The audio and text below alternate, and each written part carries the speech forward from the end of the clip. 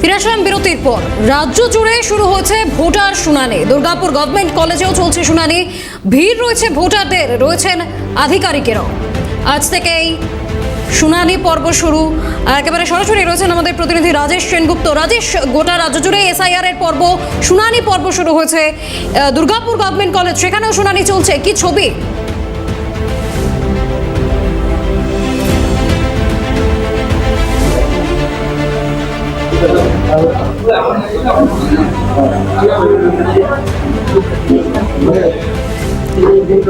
রাজেশ, আমার কথা শোনা যায়? রাজেশ, আমার কথা শুনতে পাওয়া যাচ্ছে?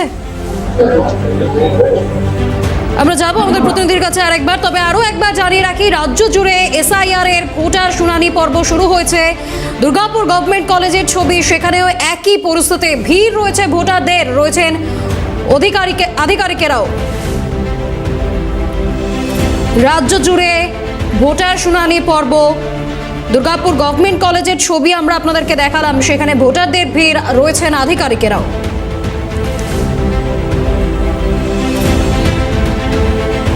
পাশাপাশি আপনাদেরকে দেখাবো বীরভূমের ছবি। রাজ্য জুড়ে একদিকে যখন ভোটার শুনানি শুরু হয়েছে, তেমনি কড়া পুলিশি নিরাপত্তাতে হচ্ছে এই শুনানি। বোলপুর শ্রীনিকেতন ব্লকে চলছে শুনানি। আমাদের সঙ্গে সরাসরি রয়েছেন প্রতিনিধি অমরনাথ দত্ত। অমরনাথ, আমরা দুর্গাপুরের ছবিও দেখালাম, বোলপুর শ্রীনিকেতন, সেখানেও শুনানি পর্ব চলছে, সেখানকার ছবিটা কি?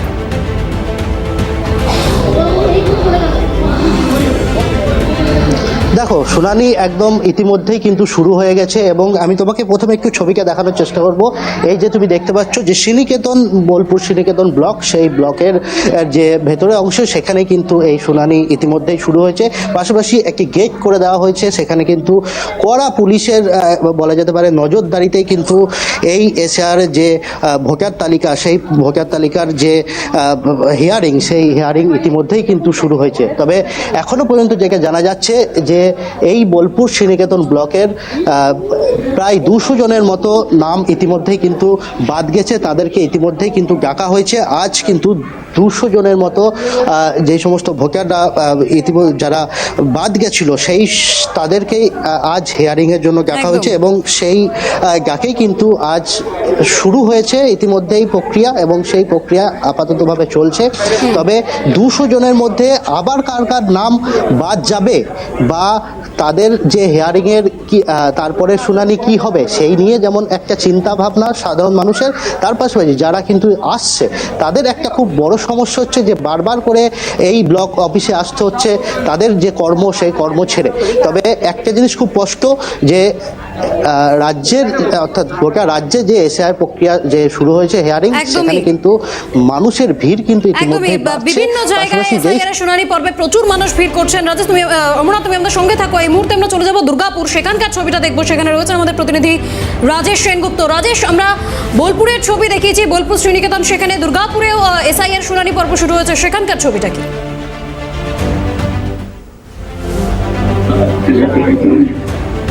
দেখো, লম্বা লাইন বলা যেতে পারে। দুর্গাপুর যে গভর্নমেন্ট কলেজ, সেই গভর্নমেন্ট কলেজে লম্বা লাইন তুমি দেখতে পাচ্ছ এবং ইতিমধ্যে কিন্তু ভোটাররা যারা আছেন এখানে, যাদের হিয়ারিং এর কাগজ গেছে যাদের বাড়িতে, তাদের প্রায় সকাল 8টা থেকে তারা লাইনে দাঁড়িয়েছেন এবং লাইনে দাঁড়ানোর পর তারা কিন্তু এখন যে প্রসেসিং কাজ, অর্থাৎ যে শুনানি, সেই শুনানি পর্ব শুরু হয়েছে এবং যারা রয়েছেন আধিকারিকরা, তারা ভেতরে রয়েছেন দুর্গাপুর গভর্নমেন্ট কলেজে এবং প্রচুর মানুষের এখানে ভিড় রয়েছে এবং তারা বিভিন্ন ডকুমেন্টস নিয়ে তারা কিন্তু ইতিমধ্যে তারা কিন্তু এসছেন। তারা এসে সমস্ত নথিগুলো শেষবারের মতো একবার পরীক্ষা করে নিচ্ছেন যে তাদের জেরক্স কপি ঠিক আছে কিনা বা বৈধ যে কাগজপত্র ঠিক আছে কিনা। আমরা কথা বলবো এখানে যারা রয়েছেন তাদের সঙ্গে, যে আপনারা এসছেন, আপনি কোন জায়গা থেকে এসেছেন?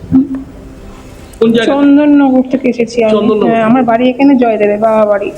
আমার না, এখন অ্যাড্রেস চেঞ্জ করা হয়নি, এখানে অ্যাড্রেসই আছে। আমার লিস্টে নাম আছে, স্টিল আমাকে ডাকা হয়েছে। নাম আছে আপনার? হ্যাঁ। তারপরে কেন ডাকা হলো জানি না, আজকে সেটা শুনবো কেন ডাকেছে। নোটিশ কি ছিল আপনার বাড়ি? হ্যাঁ, এই তো নোটিশ দিয়েছিলাম, বাবা বাড়িতে নোটিশ দিয়েছিল। আমার বাড়ি থেকে ছিল না বলে আমাকে ইলেকশন অফিস থেকে ফোন করেছিল, বললো আপনাকে শনিবার আসতে হবে। আমরা দেখতে পাচ্ছি বিভিন্ন জায়গার ছবি, বিভিন্ন জেলার ছবি আমরা আপনাদেরকে দেখালাম। দুর্গাপুর, বোলপুর। আমার সঙ্গে ছিলেন দুই প্রতিনিধি, দুর্গাপুর থেকে রাজেশ সেনগুপ্ত এবং বোলপুর থেকে অমরনাথ দত্ত। আমি দুজনকে অসংখ্য ধন্যবাদ জানাই।